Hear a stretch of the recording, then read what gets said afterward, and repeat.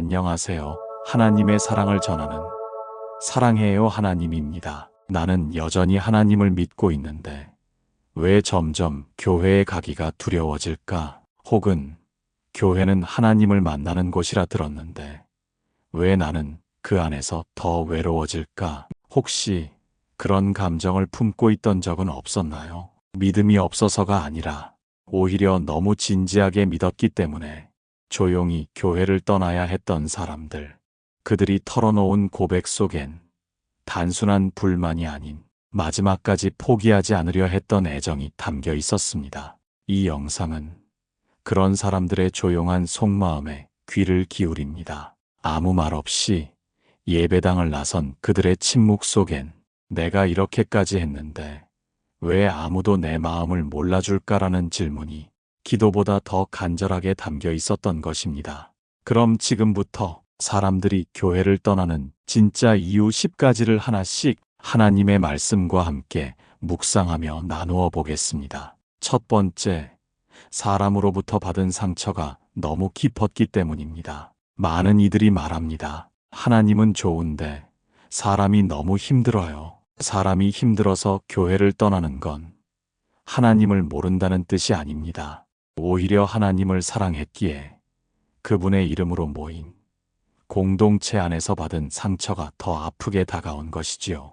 예수님께서는 마태복음 18장 6절에서 이렇게 말씀하십니다. 누구든지 나를 믿는 이 작은 자 중 하나라도 실족하게 하면 차라리 연자 맷돌을 그 목에 달고 깊은 바다에 빠지는 것이 낫다 하셨습니다. 이 말씀은 단지 어린아이에게만 해당되는 것이 아닙니다. 믿음이 연약한 자들, 막 신앙을 시작한 이들, 혹은 상처로 겨우 버티고 있는 누군가에게 우리의 말 한마디, 태도 하나가 얼마나 깊은 상처가 될 수 있는지를 말하고 계신 것입니다. 교회는 성령이 역사하는 거룩한 공동체입니다. 하지만 동시에 상처 입은 사람들이 함께 모인 연약한 공동체이기도 합니다. 누군가 무심히 던진 말, 그 정도도 못 견디면 믿음이 약한 거 아니에요. 이 말이 누군가의 예배를 멈추게 하고 발걸음을 뒤로 돌리게 만들 수도 있습니다. 요한일서 4장 20절에서는 이렇게 말씀하십니다. 누구든지 하나님을 사랑한다고 하면서 형제를 미워하면 거짓말하는 자라. 보이는 형제를 사랑하지 않는 자는 보이지 않는 하나님을 사랑할 수 없다고 하셨습니다. 사람이 힘들어서 떠난 사람들, 그들은 하나님을 향한 믿음이 부족했던 것이 아니라 사람 안에서 하나님을 찾으려 애쓰다가 결국 지쳐버린 이들이었습니다. 우리는 기억해야 합니다. 하나님께 나아가려는 그들의 걸음을 막은 건 세상이 아니라 공동체 안에 누군가였다는 사실을요. 두 번째, 내 이야기를 들어주는 사람이 아무도 없었습니다. 여러분은 누군가에게 당신의 이야기를 끝까지 들어본 적이 있나요? 아니면 당신이 무언가를 말하려 할 때마다 그건 믿음이 부족해서 그래요. 기도를 더 해야 해요라는 말로 중간에 끊긴 적은 없었나요? 교회는 가르침이 넘칩니다. 하지만 들어주는 사람은 얼마나 있을까요? 예수님께서는 요한복음 5장에서 베데스다 연못가의 병자에게 먼저 묻습니다. 내가 낫고자 하느냐? 그 질문 하나에 담긴 예수님의 마음은 나는 내 이야기를 듣고 싶다라는 것이었습니다. 병자는 자신의 오랜 기다림과 고통, 그리고 아무도 도와주지 않았다는 절망을 토로합니다. 예수님은 그 말들을 조용히 들으신 뒤에 그를 고치셨습니다. 치유는 경청에서 시작됩니다. 설교가 넘쳐나는 시대, 우리는 듣는 법을 잃고 있진 않나요? 야고보서 1장 19절에서는 이렇게 말씀하십니다. 사람마다 듣기는 속히 하고 말하기는 더디하며 성내기도 더디하라. 교회 안에 가장 필요한 사람은 해답을 주는 사람이 아니라 입을 다물고 마음을 다해 들어주는 사람입니다. 정말 힘드셨겠어요? 라는 말 한마디가 누군가에게는 다시 교회로 나올 용기가 될 수 있습니다. 예배당 한편에서 울고 있는 이가 있다면 그 옆에 조용히 앉아 있어주는 것, 그것이 복음이고 그 자리가 바로 그리스도의 자리입니다. 세 번째, 변화가 없는 공동체에 지쳤기 때문입니다. 처음 교회에 갔을 때 많은 이들은 감동을 받습니다. 예배는 살아있었고 말씀은 삶의 방향이었으며 공동체는 하나님의 사랑을 나누는 공간처럼 느껴졌습니다. 하지만 시간이 지나면서 그 감동은 익숙함에 묻혀 사라집니다. 예배는 습관이 되고 말씀은 반복이 되며 기도는 의무가 되어버립니다. 히브리서 5장 12절에서는 이렇게 말씀하십니다. 때가 오래되었으므로 너희가 마땅히 선생이 되었을 터인데 다시 하나님의 말씀의 초보에 대하여 가르침을 받아야 할 처지이니 단단한 음식은 못 먹고 젖이나 먹어야 할 자가 되었도다. 신앙은 자라야 합니다. 변화가 없는 공동체는 결국 사람을 지치게 만듭니다. 나는 지금 이 공동체 안에서 자라고 있는가? 우리의 예배는 여전히 살아있는가? 이 질문을 두려워해서는 안 됩니다. 하나님은 매일 새로운 일을 행하십니다. 이사야 43장 19절에서는 이렇게 말씀하십니다. 보라, 내가 새 일을 행하리니 이제 나타낼 것이라. 너희가 그것을 알지 못하겠느냐? 내가 광야의 길을 사막에 강을 내리라. 하지만 변화 없는 교회는 그 새 일을 감당할 준비가 되어 있지 않습니다. 그러니 사람들은 더 이상 머물지 않고 떠나게 되는 것입니다. 네 번째, 말씀과 삶이 따로 노는 교회에 실망했기 때문입니다. 우리가 듣는 말씀은 위대합니다. 하나님의 사랑, 인내, 자비, 용서, 성령의 열매.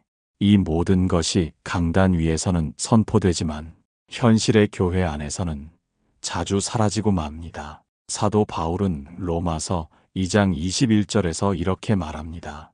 다른 사람을 가르치는 내가 내 자신은 가르치지 아니하느냐. 이 말은 외치는 말씀과 살아가는 삶 사이에 일어난 간극을 지적하고 있습니다. 우리는 종종 교회 안에서 말은 너무 좋은데 왜 행동은 다를까라는 씁쓸한 질문을 하게 됩니다. 사랑을 이야기하는 그 입술이 정작 누군가를 정죄하고 배제하며 용서를 말하는 공동체가 과거의 실수 하나로 사람을 낙인 찍습니다. 예수님께서 마태복음 23장 3절에서 하신 말씀이 생각납니다. 그들이 말하는 바는 행하고 지키되 그들이 행하는 대로는 하지 말라. 이 말씀은 오늘 우리 시대의 교회에도 그대로 적용되는 경고입니다. 예수님은 말씀과 삶이 하나 되는 분이셨습니다. 사마리아 여인을 정죄하지 않으셨고 가늠한 여인을 향해 돌을 던지지 않으셨습니다. 그리고 가서 다시는 죄를 짓지 말라고 말씀하셨습니다. 삶으로 보여주는 복음, 그것이야말로 오늘날 교회가 회복해야 할 가장 본질적인 모습입니다. 사람들은 단지 좋은 말에 감동하지 않습니다. 그 말이 살아있는 모습으로 드러날 때 비로소 마음이 열리고 발걸음이 돌아서게 되는 것입니다. 다섯 번째, 지나치게 형식화된 예배에 지쳤기 때문입니다. 처음 예배에 참석했을 때 뜨거운 찬양과 기도 말씀 한 구절이 심장을 울리던 때가 있었을 것입니다. 그런데 시간이 흐르고 나면 그 감격이 점점 반복의 틀 안에 갇혀버립니다. 기도는 시작하자마자 끝날 시간이 계산되고 말씀은 익숙한 본문에 예측 가능한 적용으로 흐릅니다. 그리고 어느 순간 예배는 하나님과의 만남이 아니라 단순한 주간 루틴이 되어버리죠. 호세아 6장 6절에서는 이렇게 말씀하십니다. 나는 인애를 원하고 제사를 원하지 아니하며 번제보다 하나님을 아는 것을 원하노라. 예배의 본질은 형식이 아니라 진심입니다. 눈물로 드리는 찬송, 고백으로 시작하는 기도, 삶을 변화시키는 말씀이 예배 안에 살아있을 때 그 예배는 다시 우리를 살리게 됩니다.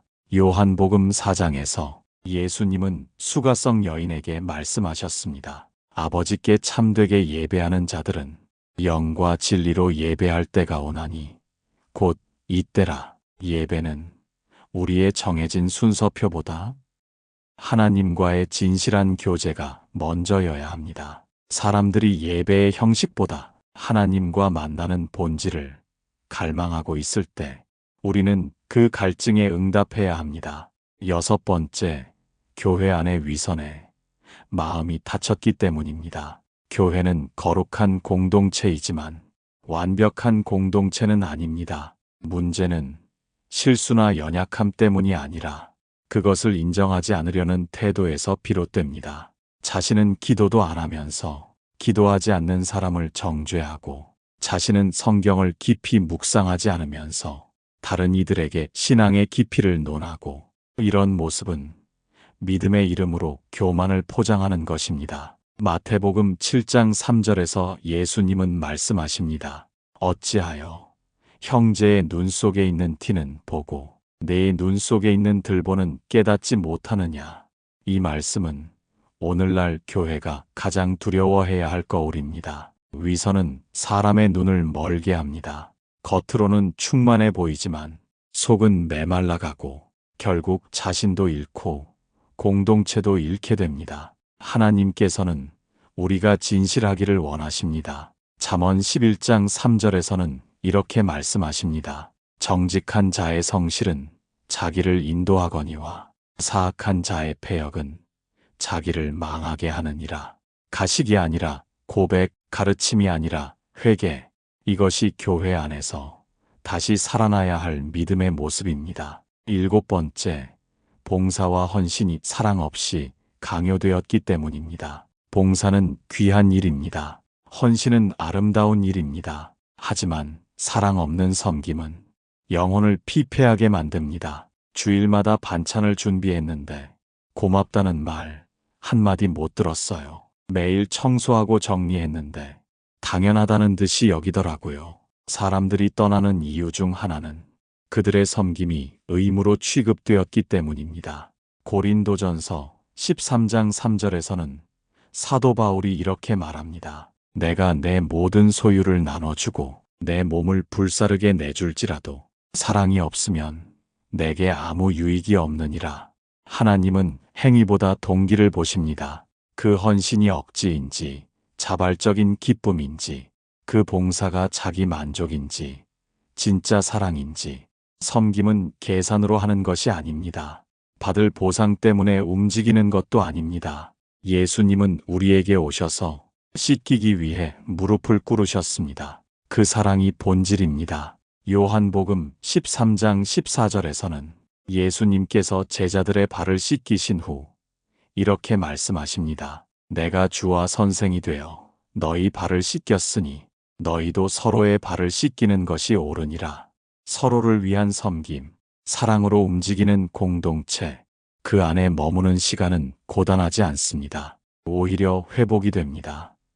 여덟 번째, 세상의 방식이 교회 안으로 들어왔기 때문입니다. 교회는 세상과 다르기 때문에 존귀한 곳입니다. 그러나 어느 순간부터 세상이 중요하게 여기는 기준들이 예배당 안에까지 깊숙이 들어와 있음을 우리는 느끼게 됩니다. 세상의 기준은 실적입니다. 눈에 보이는 성장, 빠른 결과, 숫자와 비교, 그리고 인정받는 자와 그렇지 못한 자를 나누는 질서, 이런 것들이 교회 안에서도 점점 자연스러워지고 말았습니다. 누군가는 묻습니다. 왜 저 사람은 늘 앞자리에 앉고 나는 항상 뒷자리에만 남게 되는 걸까? 왜 내가 드리는 작은 헌신은 누구도 보지 못하고 눈에 띄는 사역만 조명받는 걸까? 야고보서 2장 1에서 4절은 이렇게 경고합니다. 너희가 사람을 외모로 취하지 말라. 너희가 만일 화려한 옷을 입은 자에게는 좋은 자리를 주고 초라한 자에게는 여기 앉으라거나 내 발등상 아래 있으라 하면 너희가 악한 생각으로 판단하는 자가 되지 않느냐. 교회는 세상의 질서를 따라가면 안 됩니다. 예수님은 가장 낮은 자를 위해 오셨고 가장 외면받던 자를 끌어안으셨습니다. 가난한 과부의 2렙돈을 귀히 여기신 예수님의 눈길은 오늘의 교회가 어디를 바라보아야 하는지를 알려줍니다. 사람들이 교회를 떠나는 이유 중 하나는 그 공동체가 더 이상 하늘의 가치가 아닌 세상의 질서를 닮아가고 있기 때문입니다. 우리는 다시 질문해야 합니다. 우리 교회는 지금 누구를 환영하고 있는가? 9번째, 책임지지 않는 리더십에 지쳤기 때문입니다. 영적인 지도자는 단순히 말하는 사람이 아닙니다. 하나님의 뜻을 먼저 듣고 그 뜻을 삶으로 먼저 살아내는 사람이 되어야 합니다. 그런데 어느 순간부터 지도자는 권위를 행사하는 자가 되었고 회중은 그저 지시를 따르는 자로 전락해버렸습니다. 예수님께서 마태복음 20장 25절에서 제자들에게 말씀하십니다. 이방인의 집권자들이 그들을 주관하고 그 고관들이 그들에게 권세를 부리는 줄 너희가 알거니와 너희 중에는 그렇지 아니하니 너희 중에 누구든지 크고자 하는 자는 너희를 섬기는 자가 되어야 하며 지도자의 진짜 모습은 가장 낮은 자리에서 섬기며 무너진 자의 눈을 바라보고 비난보다 먼저 회개하는 자입니다. 사람들이 교회를 떠날 때 그 마지막 발걸음을 붙잡아주는 이는 설교자도 관리자도 아닌 자신의 권위를 내려놓고 무릎 꿇는 목회자입니다. 베드로전서 5장 3절도 이렇게 말합니다. 맡은 자들에게 주장하는 자세를 하지 말고 오직 양 무리의 본이 되라. 신앙의 길은 말로 인도되는 것이 아니라 삶으로 열어주는 길입니다. 10번째, 외로움 속에 버려졌다는 느낌 때문입니다. 이유 없이 교회를 떠나는 사람은 없습니다. 그들은 마지막까지 기다렸고 속으로 울었으며 어쩌면 기도하며 다시 돌아올 수 있기를 바랐는지도 모릅니다. 하지만 어느 날 누구에게도 연락이 오지 않고 어떤 안부도 들리지 않을 때 그들은 확신하게 됩니다. 나는 이 공동체에 있어도 없어도 되는 사람이었구나 하고요. 교회 안에서의 외로움은 세상에서 느끼는 외로움보다 훨씬 깊고 아픕니다. 왜냐하면 그곳은 사랑이 흘러야 하는 자리였기 때문입니다. 시편 68편 6절에는 이런 말씀이 있습니다. 하나님은 고독한 자를 가족과 함께 살게 하시며 하나님은 우리를 공동체로 부르셨고 그 공동체는 서로를 기억하는 울타리가 되어야 했습니다. 그러나 현실의 교회는 잊혀지는 자들의 울음을 자주 지나쳐버립니다. 그리고 어느 순간 그들은 떠납니다. 우리는 물어야 합니다. 오늘 교회 예배당 안에서 조용히 눈을 감고 있는 누군가에게 괜찮으세요? 라고 말한 적이 있었는지요? 예수님은 외로운 자의 곁을 가장 먼저 찾아가셨습니다. 광야에서, 물가에서, 무리에게 외면당한 이들에게 그분은 다가가셨습니다. 우리의 교회가 그 손길을 닮아간다면 사람들은 떠나지 않을 것입니다. 그렇다면 지금 우리는 무엇을 해야 할까요? 누군가는 말합니다. 이제 교회엔 소망이 없다고요. 하지만 아직도 소망이 있다고 믿습니다. 왜냐하면 교회의 머리는 여전히 예수 그리스도시기 때문입니다. 우리의 실수, 부족함, 연약함에도 불구하고 그분은 교회를 포기하지 않으셨기 때문입니다. 요한계시록 3장 20절에서 예수님은 라오디게아 교회를 향해 이렇게 말씀하십니다. 볼지어다. 내가 문 밖에 서서 두드리노니 누구든지 내 음성을 듣고 문을 열면 내가 그에게로 들어가 그와 더불어 먹고 그는 나와 더불어 먹으리라. 주님은 지금도 문 밖에서 기다리고 계십니다. 그리고 교회의 문이 다시 열리기를, 그 안에 사랑과 진실, 회개와 치유가 다시 살아나기를 기다리고 계십니다. 사람들이 떠나는 교회, 그 자리에 남은 우리가 할 수 있는 일은 바로 그분을 다시 안으로 모셔드리는 일입니다. 사람의 질서가 아니라 성령의 역사로 회복되는 공동체, 그것이 교회가 다시 살아나는 유일한 길입니다. 다시 묻습니다. 교회를 떠났던 이들이 돌아오기를 원하십니까?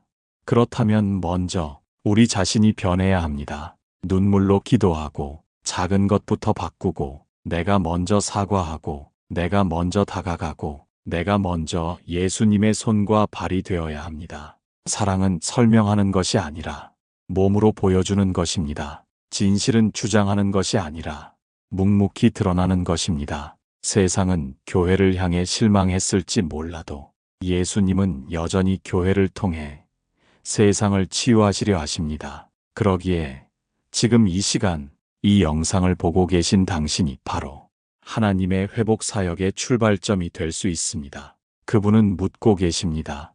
누가 나를 위해 교회를 다시 세우겠느냐? 누가 나의 마음으로 지친 자를 감싸고 떠난 자를 기다리고 넘어진 자를 붙들겠느냐? 주님 앞에서 우리는 이 고백을 드릴 수 있어야 합니다. 주여, 제가 여기 있나이다. 저를 보내소서. 이제 우리 그 마음을 담아 조용히 하나님 앞에 고개 숙이고 기도로 나아가겠습니다. 사랑의 하나님, 당신이 세우신 교회를 기억합니다. 세상의 어떤 조직과도 다른 오직 예수님의 피로 세워진 거룩한 공동체를 기억합니다. 하지만 우리는 당신의 뜻보다 사람의 기준을 따랐고 사랑보다 판단을 앞세웠으며 회복보다 비난을 말하곤 했습니다. 하나님, 지금 이 시간 교회를 떠나간 이들의 눈물을 보게 하시고 그들의 마음을 이해할 수 있는 은혜를 허락하여 주옵소서.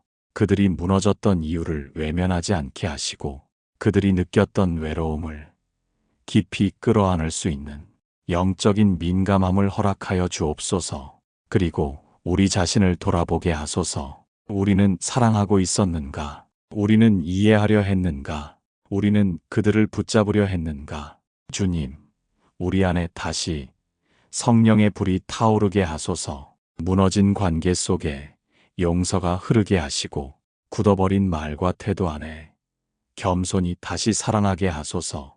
교회 안에서 흘러야 할 것은 성령의 열매요, 회개의 고백이며 사랑의 실천이라는 것을 다시 깨닫게 하소서. 하나님, 이 땅의 모든 교회가 다시 하나님의 마음으로 숨쉬게 하시고 잃어버린 영혼들이 돌아올 수 있는 포근한 집이 되게 하소서. 그리고 이 기도를 드리는 우리 한 사람 한 사람이 회복의 시작이 되게 하시고 사랑의 손길이 되게 하시고 예수님의 향기를 품은 존재가 되게 하소서.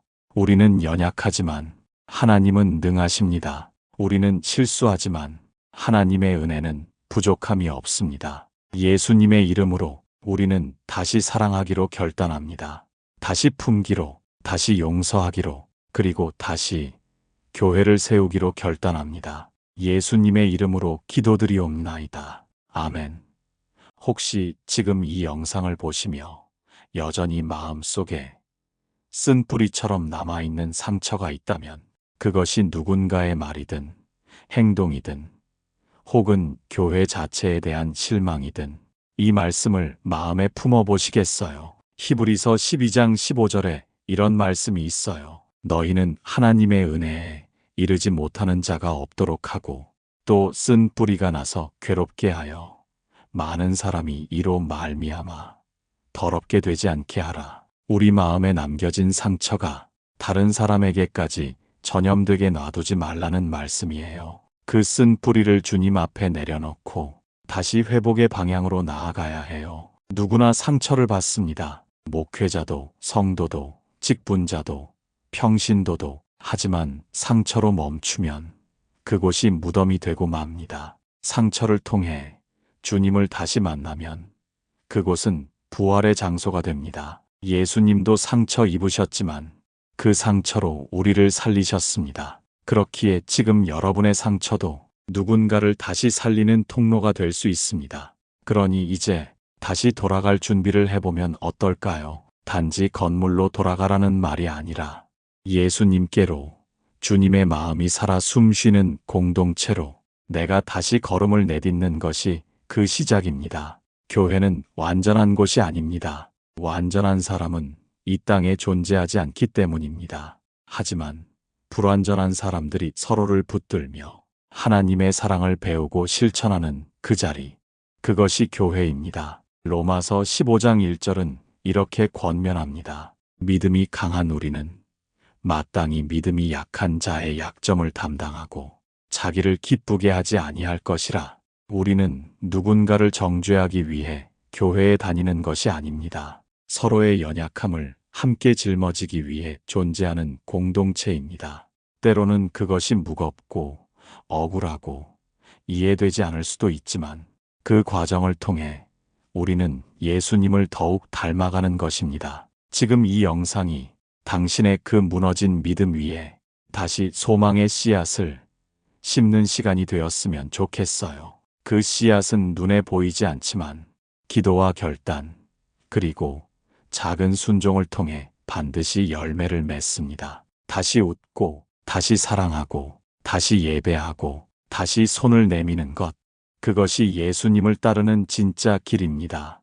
이제 잠시 지금의 조용한 시간을 활용해 당신의 마음을 잠잠히 주님 앞에 내어놓으시겠어요? 내가 교회를 떠났던 이유, 내가 아직 용서하지 못한 사람, 내가 외면하고 싶은 상황들, 그 모든 것을 고백하며 함께 기도하겠습니다. 예레미야 31장 3절에서 내가 영원한 사랑으로 너를 사랑하기에 인자함으로 너를 이끌었다. 하나님은 잠시가 아니라 영원히 사랑하신다고 말씀하세요. 그리고 그 사랑은 정죄나 비난이 아니라 인자함으로 우리를 다시 이끄시는 사랑이에요. 교회를 떠난 이유가 무엇이든지 간에 그 자리에 머물러 있지 말고 다시 주님을 바라보세요. 주님은 교회 밖에 있는 우리를 탓하기보다 그저 다시 돌아오기를 기다리고 계세요. 예수님은 언제나 잃어버린 양 한 마리를 찾아 산과 들을 헤매시는 분이니까요. 하지만 현실은 이렇게 말하죠. 사람이 무서워서 교회를 떠났는데 또 사람들 사이로 들어가야 한다니 두렵다. 그 마음 충분히 이해해요. 그래서 주님도 먼저 우리에게 이렇게 말씀하십니다. 수고하고 무거운 짐진 자들아, 다 내게로 오라. 내가 너희를 쉬게 하리라. 마태복음 11장 28절 말씀입니다. 우리의 마음을 먼저 헤아리시고 따뜻하게 초대하시는 음성이에요. 그러니 여러분, 교회에 완벽한 사람은 없어요. 그러니 교회를 떠났던 그 모든 이유를 이제는 주님 앞에 천천히 내려놓아도 괜찮아요. 사람이 준 상처는 사람에게서 치유되지 않지만 하나님 안에서는 반드시 회복될 수 있습니다. 하나님이 여러분의 이야기를 기억하고 계세요. 누구에게도 말하지 못한 그 순간까지도 주님은 다 보고 계셨고, 듣고 계셨고, 아파하셨어요. 그러니 이제는 회피도 미루는 것도 그만하고 그분께 한 걸음 다시 다가가 보세요. 오늘 이 말씀을 듣는 이 시간이 당신에게 다시 예배의 시간이 되고, 다시 기도의 자리가 되고, 다시 회복이 시작되는 순간이 되기를 소망합니다. 아직도 마음에 걸리는 사람이 있나요? 그 사람을 용서할 준비가 안 되어 있나요? 괜찮아요. 하나님은 우리가 용서하지 못하는 그 순간까지도 기다리시는 분이세요. 그리고 결국에는 용서하는 것이 곧 나 자신을 자유롭게 하는 길이라는 것도 알려주시는 분이세요. 그러니 이제 우리의 진짜 회복은 사람을 바라보는 데서 오는 것이 아니라 그 사람 너머에 계신 하나님을 다시 바라보는 데서 시작됩니다. 하나님은 언제나 한결같으시고 우리가 어두움 속에 있어도 등 돌린 곳에서도 우리의 이름을 부르시는 분이세요. 혹시 여러분 한동안 기도하지 못했나요? 예배 자리에 앉아 있어도 마음은 멀리 떠 있진 않았나요? 그렇다면 오늘 그 멀어진 마음을 다시 주님께 드려보세요. 하나님은 이미 알고 계셨고 이미 기다리고 계셨어요. 사람들이 당신을 오해했을지 몰라도 하나님은 당신의 중심을 보셨고 사람들이 등을 돌렸을지라도 하나님은 결코 당신을 외면하지 않으셨어요. 사람을 통해 다친 마음은 사람의 위로로는 온전히 회복되지 않아요. 오직 하나님의 임재 속에서만 그 아픔은 진짜 의미로 녹아내립니다. 그러니 오늘 다시 주님 앞에 당신의 마음을 꺼내 놓아 보세요. 이제는 멀어졌던 그 시간도 아팠던 그 이유도 부끄럽지 않게 주님께 드릴 수 있어요. 주님은 책망보다 사랑으로, 침묵보다 따뜻한 위로로 당신을 기다리고 계시니까요. 이제 여러분께 짧지만 진심을 담아 기도드리며 이 시간을 마무리하고자 합니다. 주님, 지금 이 영상을 듣고 있는 한 사람 한 사람의 마음에 당신의 위로와 회복의 손길이 닿게 하소서. 사람에게 받은 상처 때문에 주님까지 멀어졌던 그 마음이 이제 다시 주님의 품으로 돌아올 수 있도록 인도하소서. 교회가 때로는 사람들로 인해 무너지는 공간처럼 느껴졌을지라도 그 안에서 여전히 일하시는 주님의 뜻을 다시 보게 하시고 교회가 우리의 안식처가 되게 하소서. 용서하지 못한 마음이 있다면 주님의 용서 안에서 녹아내리게 하시고 외면하고 싶었던 예배 자리에 다시 기쁨과 사모함으로 나아가게 하소서. 다시 예배하게 하시고 다시 기도하게 하시고 다시 공동체로 사랑하게 하소서. 예수 그리스도의 이름으로 기도드립니다. 아멘. 오늘의 이야기가 당신의 마음에 다시 작은 숨 하나를 불어넣어 주었기를 바랍니다. 하나님은 여전히 살아계시고 여전히 우리를 사랑하시며 여전히 교회를 통해 일하고 계십니다.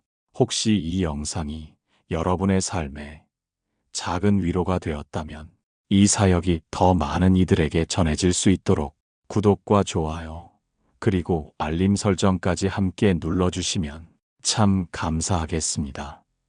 주님의 은혜가 오늘도 여러분의 하루를 부드럽게 감싸기를 바랍니다. 우리는 다시 말씀 앞에서 만날 것입니다. 주님의 평안으로 축복합니다.